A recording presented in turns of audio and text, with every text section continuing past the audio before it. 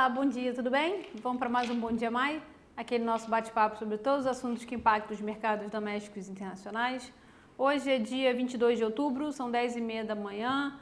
Começar aqui pela divulgação do resultado do IPCA 15 do mês de outubro, que acabou de ser divulgado na abertura do mercado, com alta de 0,09% no mês. Agora, acima das expectativas, que a mediana estava ali em torno de 0,03%. Só vale o destaque que não tem nenhum risco de pressão inflacionária, embora o índice tenha ficado aí 6 bips mais ou menos acima do esperado pelo mercado.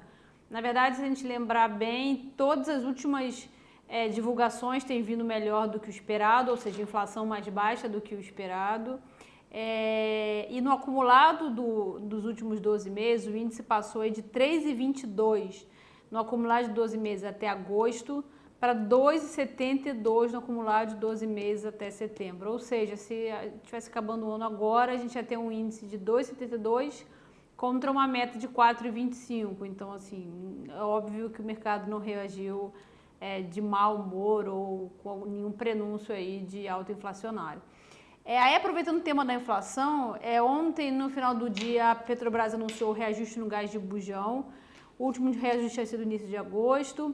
Vai ficar aí entre 4,8% e 5,3% o GLP residencial, o que a gente estima que deve ter um impacto bem baixinho na inflação, alguma coisa como 0,01, 0,03 na inflação do ano, então, ou seja, também na mesma linha de que a inflação está bem tranquila, muito baixa, então, assim, bastante espaço para acomodar aí qualquer reajuste dessa magnitude.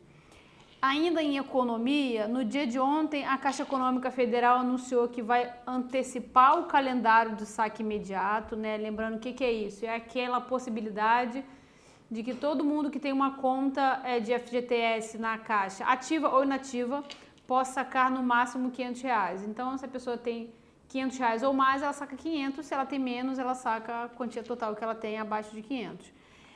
No início, esse calendário era feito de forma que o último saque ia ser realizado ali final de março para aquelas pessoas março de 2020, para aquelas pessoas que nasceram nos meses finais do ano, novembro, dezembro. Agora não, todo mundo vai ter possibilidade de começar a sacar ainda em 2019, com a antecipação desse calendário, já começa agora no final da semana.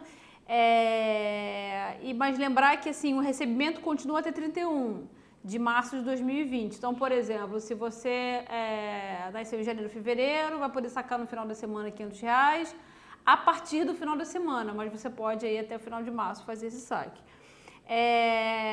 O governo espera aí que os saques injetem mais ou menos 40 bi na economia nos anos 19 e 20, e aí juntando também com o pagamento do 13º do Bolsa Família, que foi anunciado recentemente, a gente imagina que vai ser aí um desempenho, uma injeção bem boa, bem forte, robusta para o consumo nesse final de ano.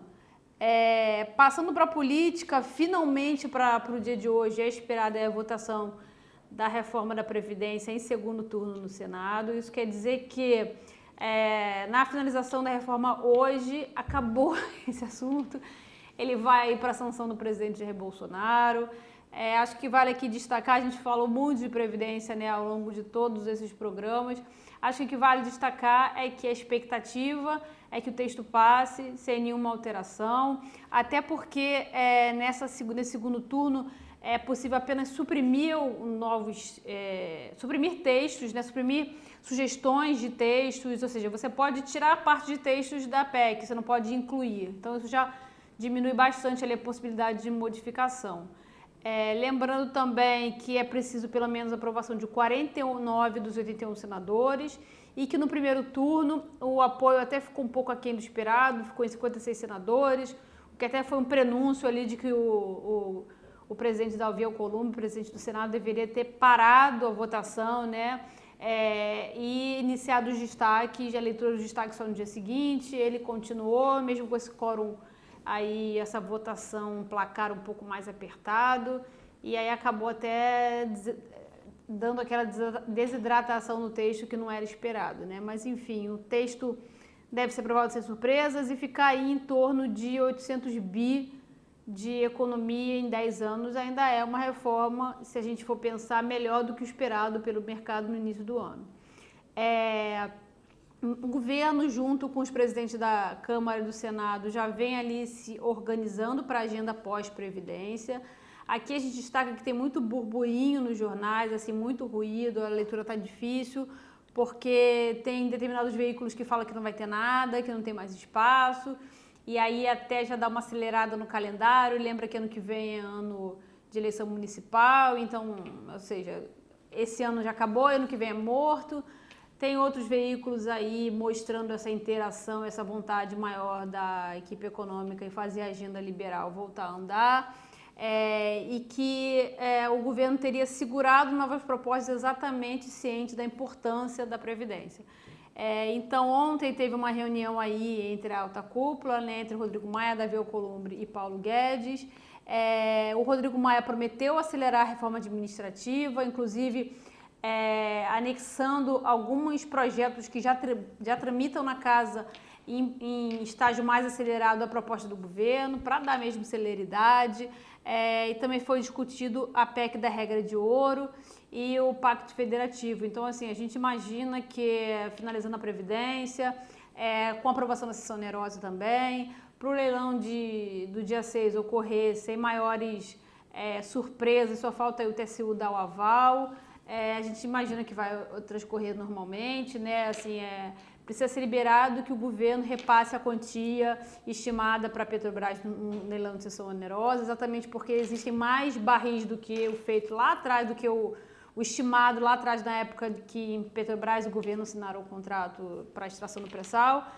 E a gente já imagina que isso já abre um caminho aí bastante relevante, né, dada a divisão para estados, municípios, União, desses recursos do mega leilão, para a gente tocar a agenda e continuar falando de coisas relevantes. Então, a gente acredita que sim, existe tempo. É claro que o recesso parlamentar começa em dezembro, então a gente está falando aí de 1 mês e meio, alguma coisa, para pelo menos a gente ver alguma pauta relevante andando em uma das casas, né? Pelo menos pronto para começar na casa seguinte. Passando para internacional, no dia de hoje a gente tem a votação do Brexit. Só dar uma passada rápida do que aconteceu, né? A gente até falou aqui que no sábado passado o parlamento do Reino Unido se reuniu, foi a primeira vez que eles se reuniram em um sábado desde a Guerra das Malvinas. Foi exatamente um evento extraordinário, e o texto do Boris Johnson não foi aprovado. Ontem ele tentou uma nova aprovação, e a análise feita pelo parlamento era exatamente o mesmo texto do sábado, então não foi nem apreciado.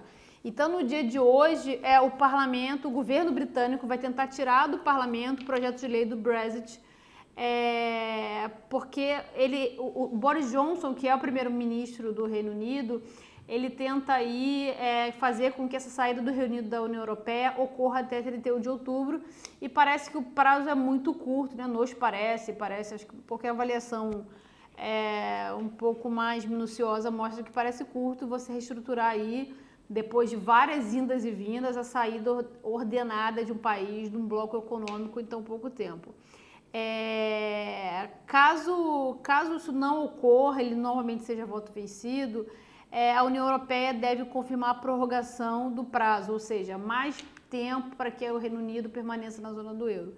E aí, caso esse panorama se configure, o Boris Johnson promete convocar eleições gerais e abandonar a aprovação da legislação sobre a saída do país do Reino Unido. Então, toda essa votação está prevista para acontecer às 3 horas aqui do Brasil. A gente vai ficar de olho.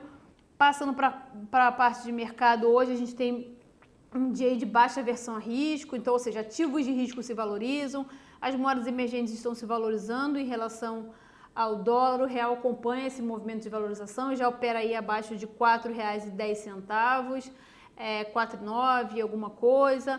As bolsas em geral têm performance positiva, incluindo o Ibovespa também, e a gente destaca que ontem o Ibovespa atingiu seu recorde histórico, o maior valor desde que, enfim, o início do índice, o maior valor da vida, fechou acima dos 106 mil pontos.